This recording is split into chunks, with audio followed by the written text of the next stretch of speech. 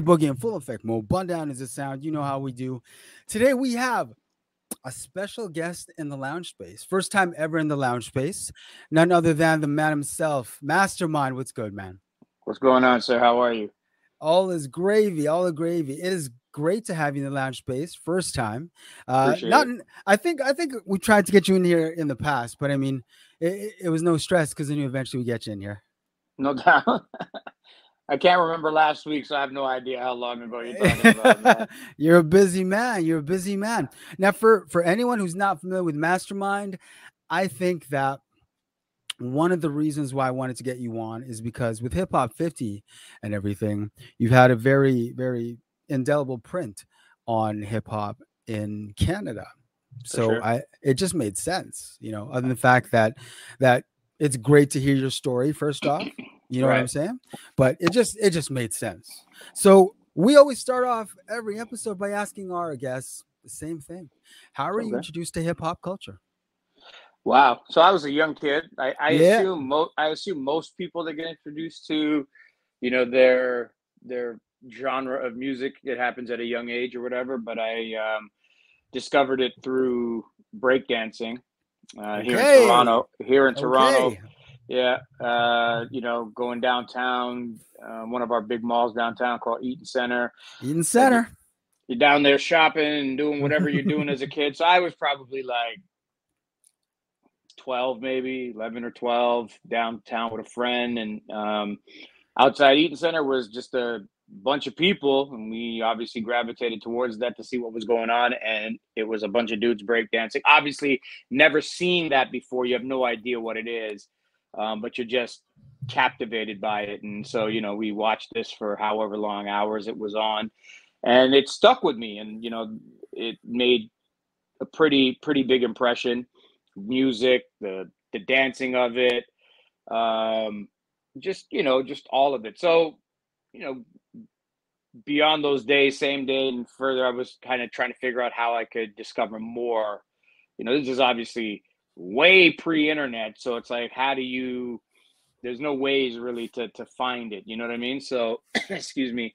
I just happened to run into somebody in the neighborhood who was walking around with a boombox playing, whatever at the time, I guess funk or whatever it was at the time, hip hop, and had enough courage to ask them, "Hey, where do you hear? Like, where could I hear this stuff?" And they told me about a radio station, which ended up being a college radio station here in Toronto, 88.1 CKLN, Hey. and a show called The Fantastic Voyage, which was hosted by Hey. Ron Nelson. Yes, sir. And right. And so once I discovered how to listen to that, because in 83 or 84 or whatever it was,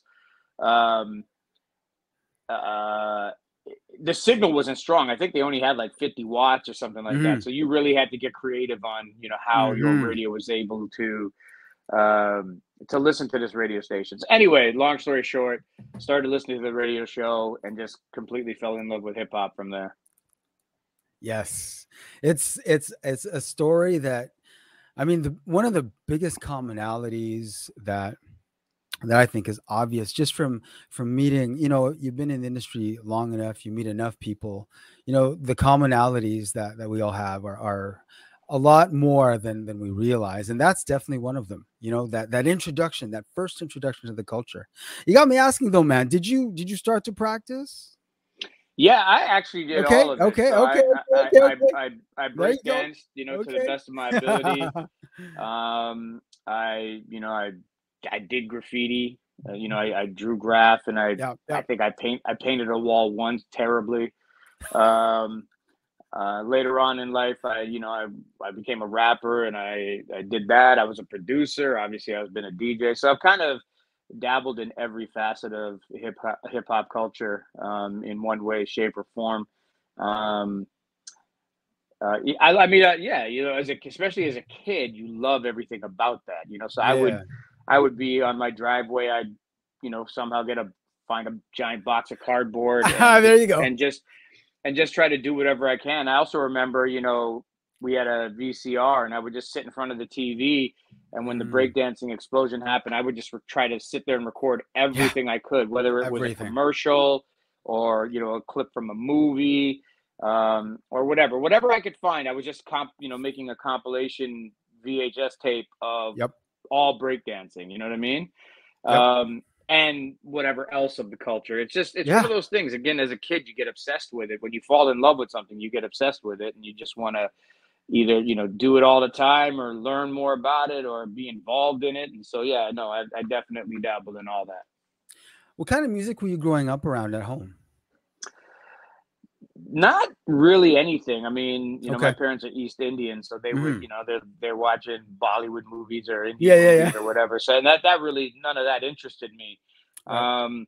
So I was basically um, force fed whatever I was able to find on the radio. Mm. And again, in the '80s, there wasn't, aside from Ron's show, there wasn't any regular radio that was even Yeah. remotely playing hip hop. So I grew up, as a kid listening to top 40, um, whatever, I'm trying to think back to like grade 7, and it was like a new wave. So like whatever much music was playing, or actually I don't even know if Yeah. much music was around, but whatever was Yeah. I don't being know. played on TV or Yeah. on the radio, right? So like Thompson Twins and Yeah. Howard Jones and all this, UK new wave stuff or whatever. And then, whatever pop rock stuff that they would be force feeding me and stuff, until I was able to understand the concept of, going to a store and maybe spending my allowance money on 45s or whatever it was that I wanted.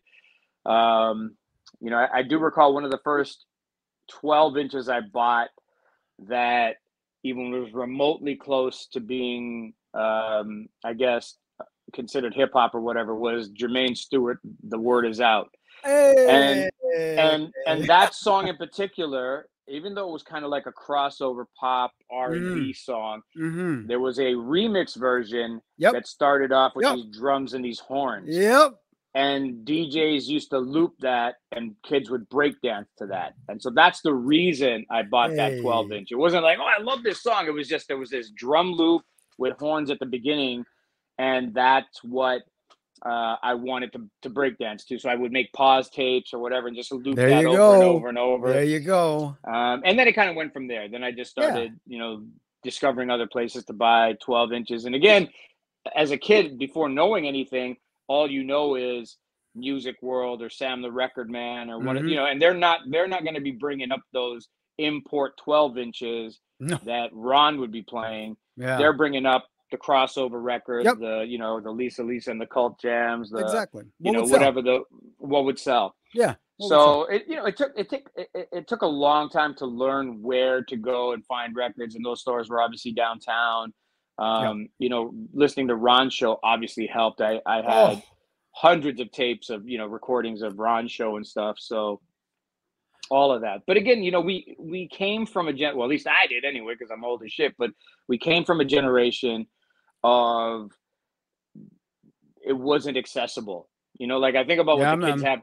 have, what the kids have today at their fingertips versus Mm. what we had to do to try to find the culture that again that we fell in love with. It was very, very different. That's no joke, man. That's no joke. Yeah, I for sure. mean, and I remember the struggle of trying to get music, especially when you're younger. You don't necessarily know about, all the ways you could get music back then. So, you're just a kid. You're just like, well, how am I supposed to get this music though? You know what I mean? Right. No, for sure. So you've dabbled a little bit in all different parts of the culture. Now, Yeah. when it comes to the music itself, because at the end of the day, your foray into the music is why we're here right now. What was it about the music, man? What was it about the music that spoke to you? What was it about? Like, you didn't fall in love with punk, you fell in love with hip hop. Yeah, so I can't explain it. I really can't. Like, I've been asked this question a bunch of times, and it's so hard to put into words. Like, I always think about it. Like, you mentioned punk, right? So I think about, Mhm.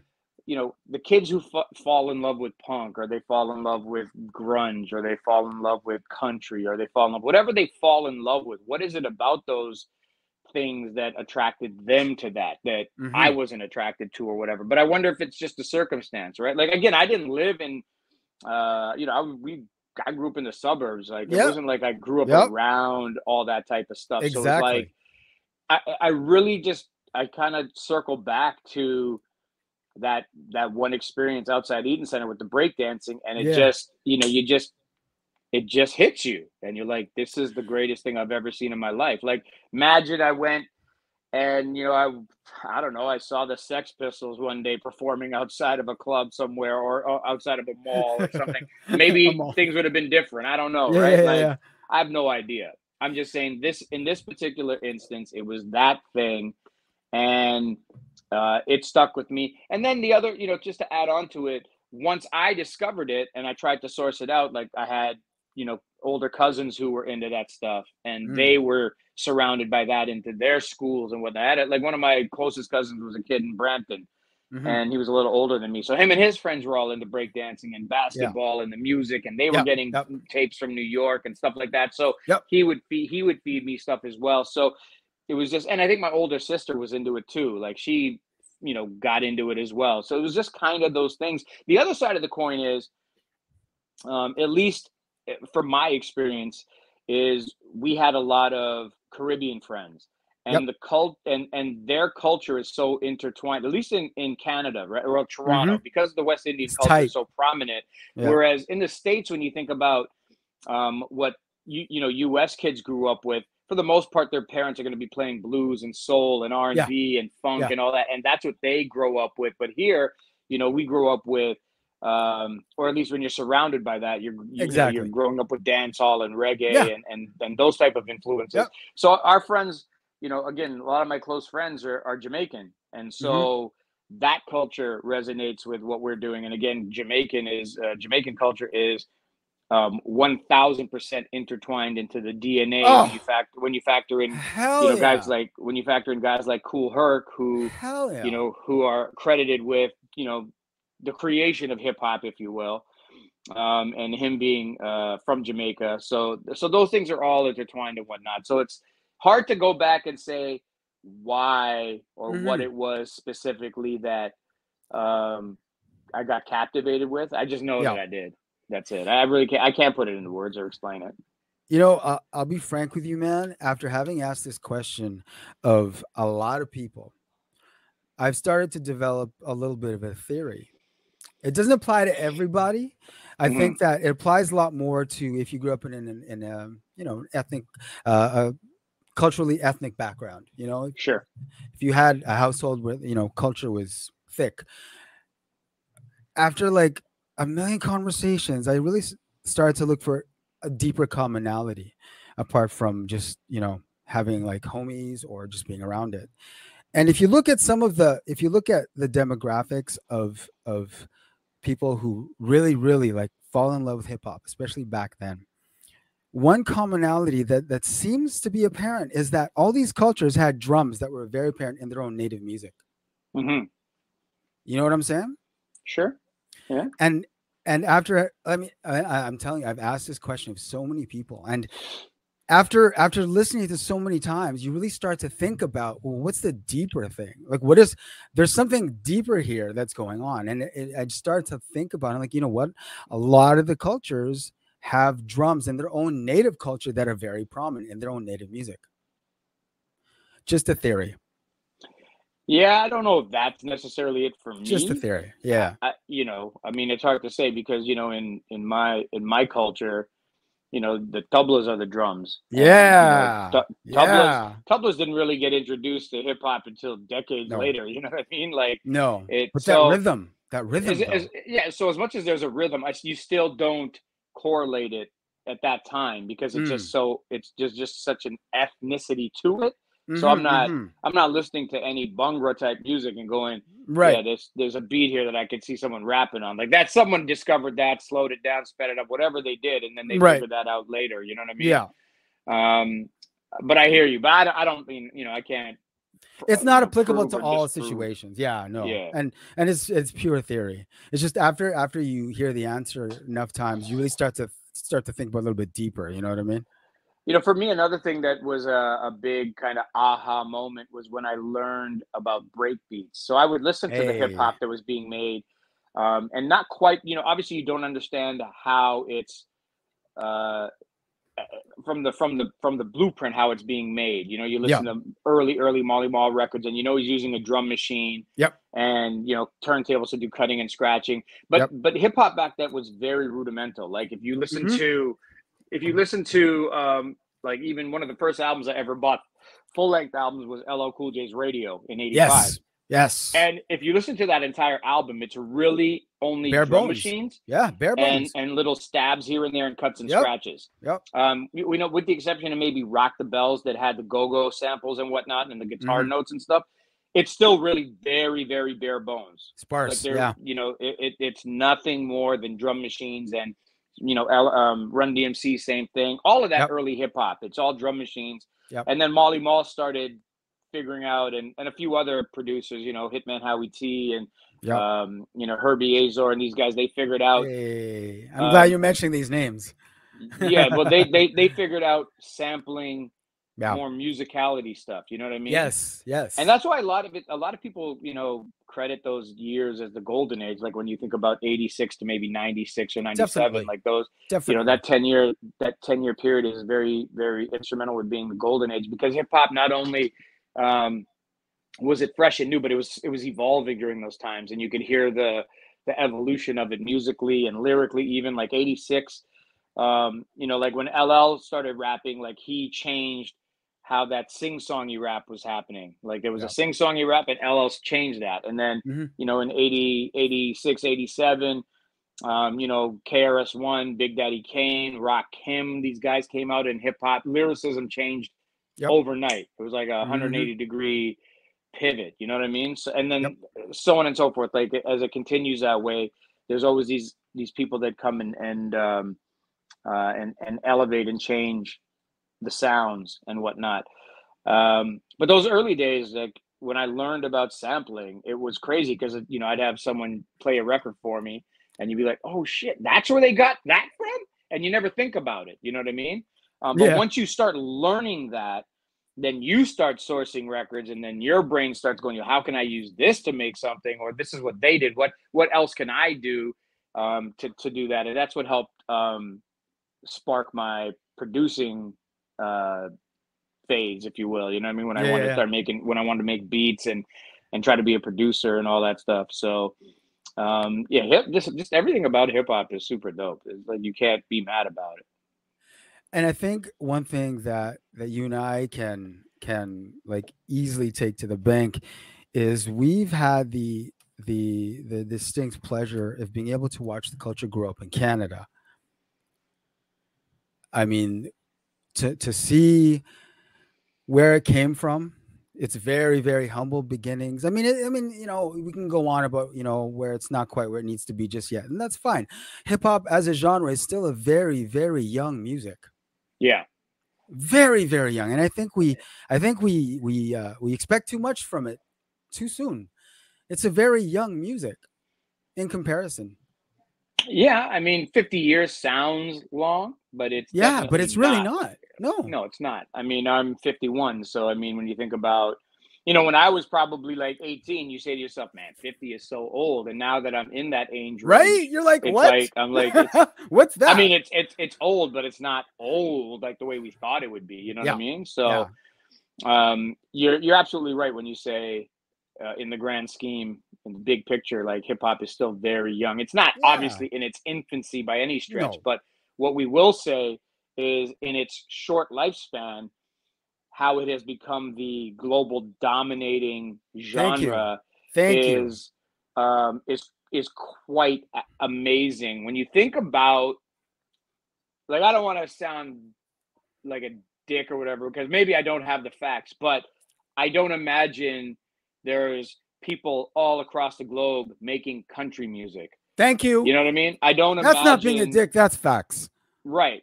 I don't imagine that there's people around the globe in different languages making punk rock. I mean, there's going to be regions that do that, but it's not global. Whereas you could go to every corner of the planet at this stage, and there's somebody rapping in Hindi and Punjabi. There's somebody rapping in Spanish. There's somebody rapping in Portuguese. Yeah, it doesn't matter, in Russian and whatever. Like every language has adopted hip hop and rap. Thank you. In some way, shape, or form. You know what I mean? So Exactly. again, if you go to Europe, especially, like their hip hop culture is crazy. Oh my God. It's crazy, and you know, thankfully that culture exists because our legends actually have the ability to have eat and have longevity and careers and perform and tour. And again, they don't have to be out here selling out, you know, 18,000 seat arenas, but they're doing, you know, 1,000 people shows, and they're getting like, you know, 15, 20 of those as a tour. And that's a year's worth of, you know, work for them. And they get to continue doing the thing that they love. Right. And it's not, you don't have to come back home and do your day job. You're doing that thing. So again, you know, it's amazing how hip hop has taken a stranglehold of the entire globe. And it started in its humble beginnings at, 1520 Sedgwick in that little rec room back in 1973. And I was fortunate enough, a couple of weeks ago, I was in New York, and we were taking in a bunch of hip hop 50 stuff. And me and my close friend, we went to 1520 Sedgwick, and we went to that building, and we got inside that building and stood in front of that. It very much is the pilgrimage, if you want to think about it. If everyone's got to make the pilgrimage. Yep. Yeah, and you know, we were fortunate enough. Like, obviously, it's still a working housing building. Like, it's not like it's just some museum, right? And we somehow finessed our way inside. No, for sure. And we finessed our way inside, and we stood up against the rec room doors and took pictures. And it was a very goosebump kind of moment, right? Because again, so if I was, you know, for the better part of my, you know, my life, like for 37 years, I've been into this culture, and to go stand in this area where it was created, like your brain just is like, holy shit, man. Like this is where it started, you know what I mean? And so, it was very surreal. It's wild because I'm sure when you were younger, I could be wrong, but did you foresee you and I having this conversation today about hip hop?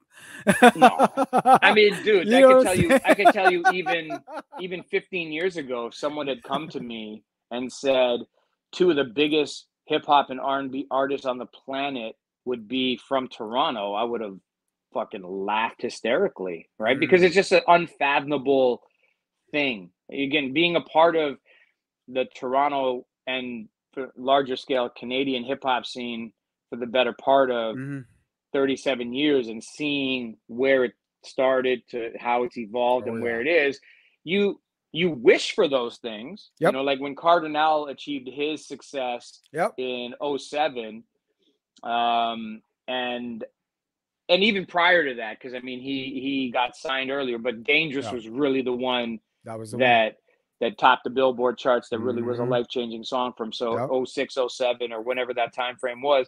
You sat back and you were like, oh shit, it happened. But that was one level of success. You know, what Drake and The Weeknd have achieved is a whole nother. Is a whole nother thing, right? So again, if anybody had said that, you know, that was going to be a thing, you know, prior to it becoming a thing, I would never have believed it. And I'm glad it is a thing, because now kids have something to look for. Like, they grow up. I equate it to Vince Carter being on the Raptors. Prior to Vince Carter being on the Raptors and taking the city to the heights that he did as a professional NBA player, but also representing Toronto and the entire country, it had kids thinking that could be me. That could be me. Exactly. And so now in 2023, when you think about how many Canadians are in the NBA and the level of superstardom that they're achieving, Jamal Murray and Shai, you know, Julius Alexander, and so on and so forth, like that would never have been fathomable. In, you know, I go back to my cousin in Brampton, like he played basketball, and I'm sure he had aspirations to go all the way. You know what I mean? Like, he was a pretty good ball player, and that was his thing. But I can't imagine he was thinking that it was a real thing, like it was actually going to happen back in the 80s, you know what I mean, or early Yeah. 90s. But then that shift happened, and you're like, holy smokes. So that's the same thing when I think about Drake and The Weeknd. They're giving these kids the glimmer of hope that, if he did it, I can do it. Exactly. Obviously there's a few more circumstances that are involved in both those artists' Of course. successes Yeah. and their stories. But Yeah. again, it's still something that you say to yourself, this is achievable. Exactly. That's completely it right there.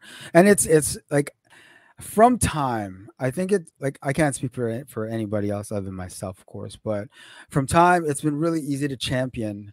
I mean, when an artist from Canada like just blows the fuck up, it's so easy to champion it because you're just like, y'all, come on, y'all, he's from here, y'all, come on. How are you not backing this guy? You know what Right. I'm saying? How are you not backing this success? How are you not backing this success? But I mean, it is what it is. The hateration still continues regardless of where you're from. So it really doesn't matter, right? It just boggles the It's mind I don't sometimes. I think okay, as much as Toronto has this screw face capital history and persona, I think a lot of it comes from, at least my perspective, Shout out is Theo. Yeah. yeah, we want to elevate above the mediocrity. We can't settle. Yeah. We can't settle for second Mm-mm. best or second rate. So it's Mm-mm. like, if we're being hard on you, it's because, it's not that we think, you don't deserve it, but we don't think that you're there yet. You know what I mean? Exactly. So if Exactly. you're performing and your performance is subpar, and all of a sudden they start booing you, it's not because well, I mean, part of it is they think you're not good or you suck or whatever, but a Yeah. lot of it is like, don't suck. Yeah. You You know got to what I work mean? on it. Like, Just got to work on it. be better. Your songs Yeah. got to be better. Your production's got to be better. Your concepts got to be better. And so again, when you go back to, Claire Cardinal, Socrates, and these guys who start taking Canadian hip hop to another level, and then you fast forward to guys like Drake. Drake didn't become who he is because he was subpar. He became who he is because this guy surrounded himself with the right people, and Exactly. is just a hit making machine. Like, this Yeah. guy makes fucking hit records. However he comes around and makes them, whether it's, you know, being connected to the right artist, Mm. being on top, his A&R team around, his close A&R team around him, finding the right next lane or the next wave or whatever. He finds Exactly. those things, Yeah. but you still have to make good songs. Yeah. And if you're not doing that, then you're not going to do it. And this guy, just his track record is unheralded. Like, it's unmatched in the modern times of music. You know what I mean? So, Most def. and then obviously The Weeknd as well. He's been killing it in his right. Yeah. You know what I mean? Yeah. So Yeah. yeah. Definitely. One thing you've also had the opportunity to have is to watch the development of the music through radio. Like, you've been there literally from jump on Yeah. radio. I don't And even know if we can consider it development, because this city's infrastructure, or this country's that's the infrastructure, is so thing. terrible. That's Like, the again, so thing. we go back and we talk about, Whew. this genre is the global dominating genre, yet we don't have a black music, hip hop, R&B station in any of the major cities. You can go to the radio companies and say why, and they'll say it doesn't make money. The advertising dollar, the support isn't there, and it's like, well, how is this billion-dollar business not making money? How are you not able to make money off of hip hop, but hip hop is making money hand over fist? So Oh yeah. is it hip hop's fault? Is it the audience's fault, who clearly is going out of their way to find this Mm-hmm. music, or is it you guys and the managers and whoever Oh, it's runs these systemic for sure. companies? It's definitely systemic. Oh, it's so systemic. There's a racism factor to it. Oh The God, yes. sales agencies and them not wanting to support it. It's crazy. You think about the kids who grew up with hip hop, who now work at these advertising agencies, and Thank they're you. using hip hop culture and music to help sell their products, whether it's Kia Everything. or Oreo, or yeah, the list is Everything. endless, right? The list is endless on how they utilize the music. But yet you have these companies that tell you that there's no money. I worked at a radio station who eventually flipped their format from Yep. hip hop and R&B to back to rock and pop or whatever, because they just couldn't make money, and they couldn't figure out how to make money, and they had the wrong people in the positions. That's what There's it people is. who don't there's people who don't care, and they don't go out of their way to help, because they're not into it. If you don't have if you don't have the right team and the right people running stuff, then it's never gonna be successful. That doesn't matter, and that goes for anything, Oh whether yeah. it's your sports organization or your car dealership Oh or yeah. your your app that you're building or whatever. Like, you got to have the right people, right? So I kind of look at this country as, sure. And the other thing is, again, two of the biggest artists on the planet who make hip hop and R&B are from this country, and yet we do not have a single commercial major conglomerate playing hip hop and R&B. Now, the one thing I will say is, finally a giant organization like SiriusXM has stepped up and said, we're Yes. dedicating an entire channel to Yes. Canadian hip hop and R&B. And that's a big fucking deal. So I tip my hat to SiriusXM. It's one of those better late than never scenarios, because Yes. again, it could have been done a long time ago, but they finally stepped up and they did it. And I think the channel is going to become one of SiriusXM, at least SiriusXM Canada's biggest channels eventually. It's still, when you talk about in its infancy, this thing is not even like 7 months old or whatever. Right. So Yep.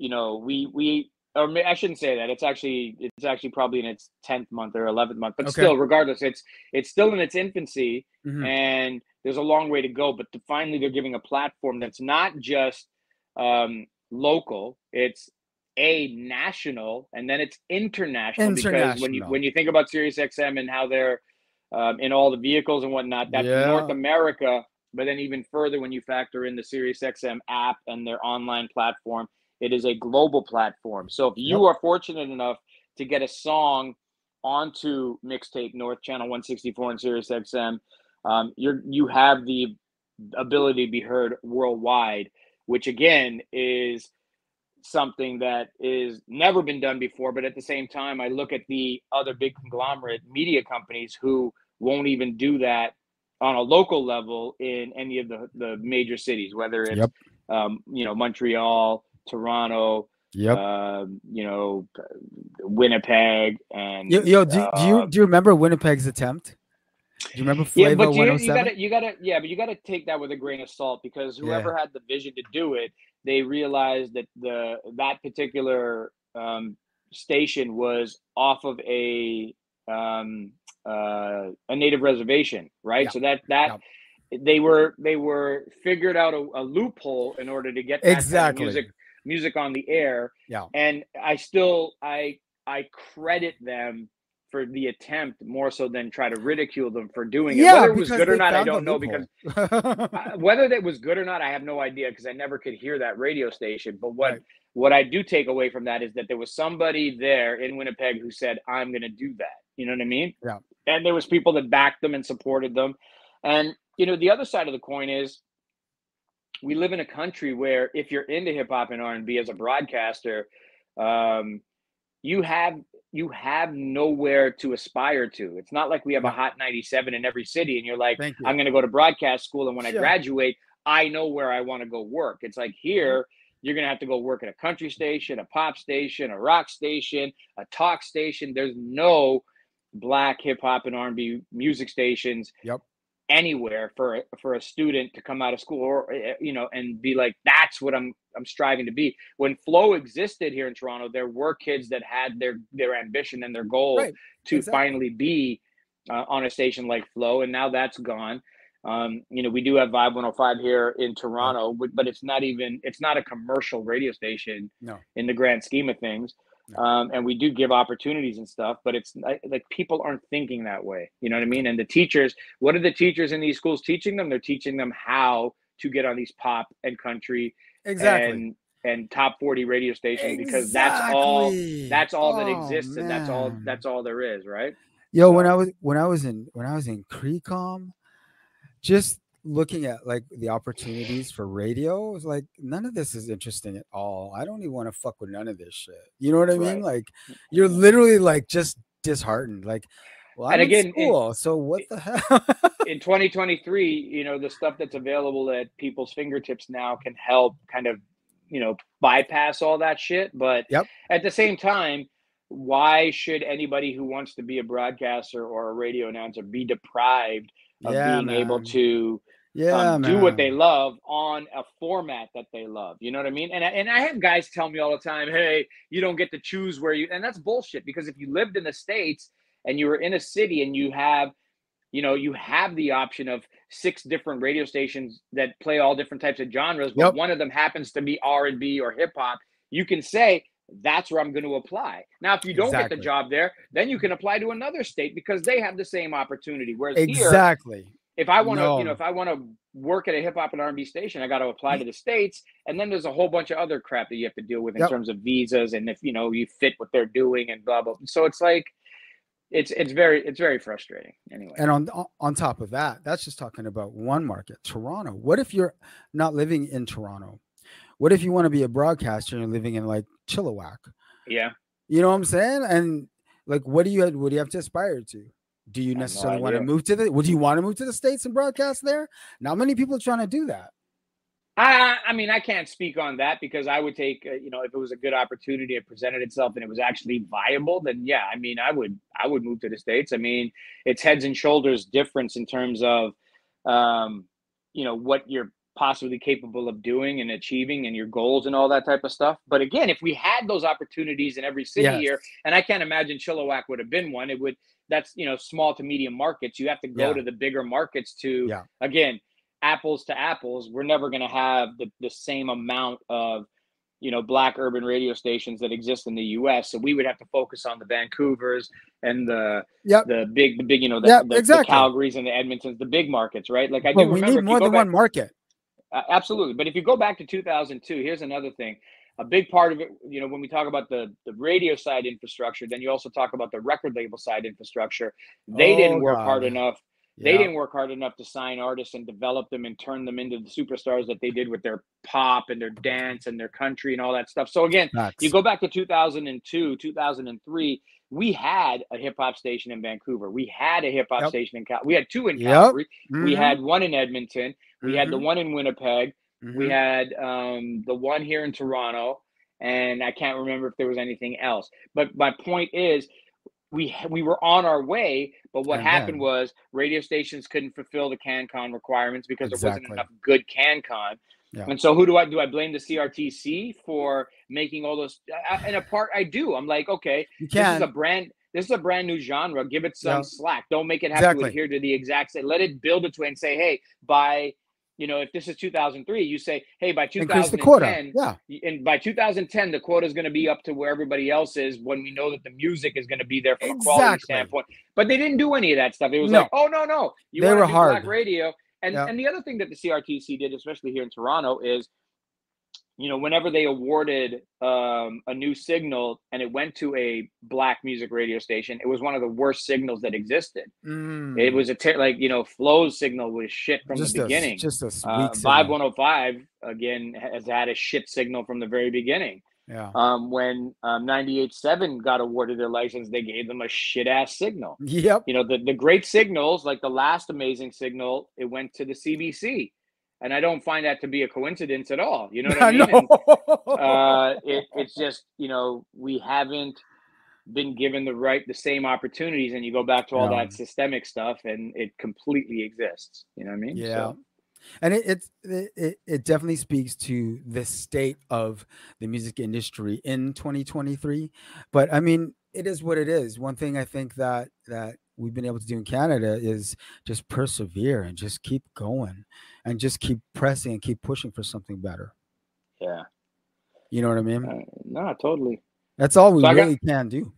Yeah, no, for sure. And, again, I think the success stories that we do have, whether it be, these podcasters and these media guys that are doing stuff on their own and developing big fan bases, or again, these artists that are becoming superstars globally, those are the stories that help continue to give hope and belief that we're going to continue and build, even further. I got a couple more minutes, so I just wanted to see where we want to go.